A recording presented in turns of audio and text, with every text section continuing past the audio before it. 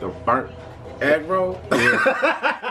From high school, you said you joined the military when you were 17. Like, what was your thought process behind joining the military? I had a conversation. I remember this. I was sitting at the dinner table, and I was there. Like, my grandparents ended up getting custody of me, like, out of the foster system when I was like 13 or 14, and they were like, "Look, we got to figure out something to do with him, or he's gonna like he's gonna end up dead, or he's gonna be in prison or something." And so they were trying to give me like some kind of guidance or whatever. And I remember watching this movie about a sniper or something on TV, and I was like, "Yo, I'm gonna be a sniper. Like, that's what I'm gonna be." And I told my mom and dad, my grandparents, I told them, I call them my mom and dad now.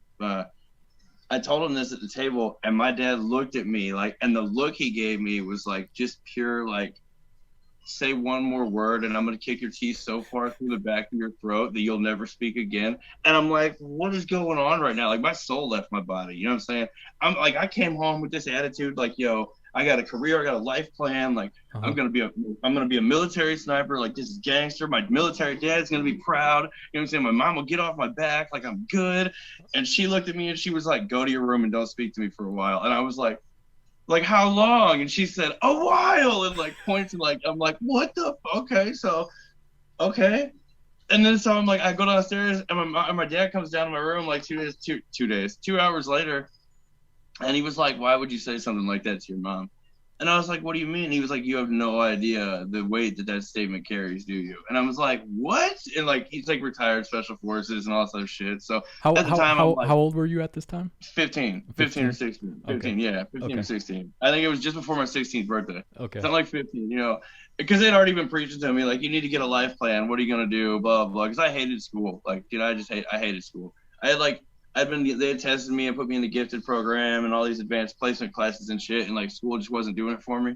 And so like I was like, I'm not gonna go to college, fuck that. And so like I decided I was gonna be this sniper, and so like that was what I was just stuck on for a while. And when I finally worked up the balls to tell them, they were so pissed. I was like, oh no, well, I'm not telling them shit then. Fuck this. I'm gonna do whatever I want. Like, fuck these old men. What do these old people know anyway? Like, and then my dad comes down like 2 hours later and he's talking to me and he was like, he's explaining to me like the importance of why you shouldn't say things that you don't know what mean. And I said, why is that? And he's like, look, I'm telling you, maybe not from experience, maybe it is. That's not what the discussion's for.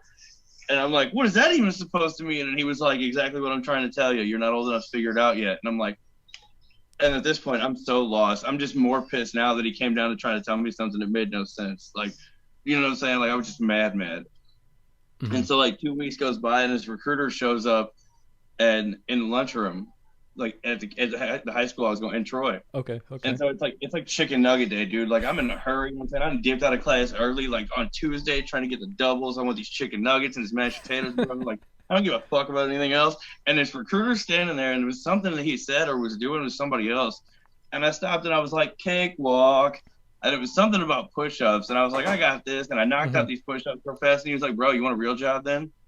And I was like, what? And he was like, you want a real job? Do you want to just be a man the rest of your life? It's like, fuck this place. And I looked at him and I was like, and he goes, and dude, I shit you not. And he goes, and as many chicken nuggets as you could possibly imagine. And I went, I'm sold. What do I need?